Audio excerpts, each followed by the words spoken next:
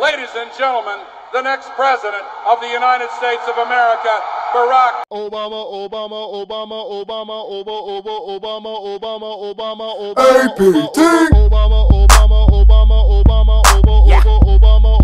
Going in.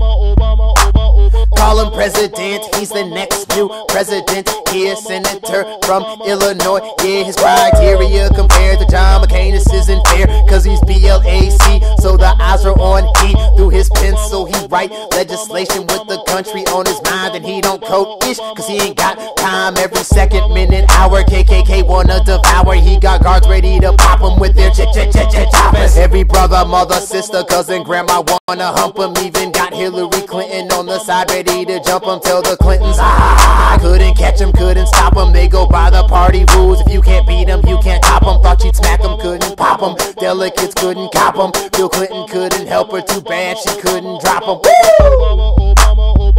Man, Obama's so ill. Yeah.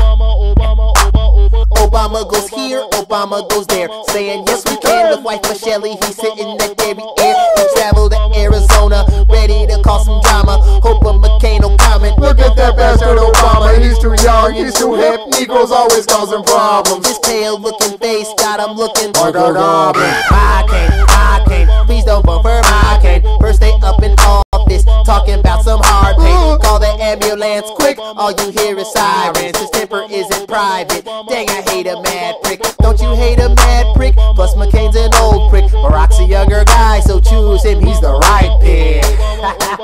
But if you choose the wrong pick, your stepson will probably end up in Iraq quick.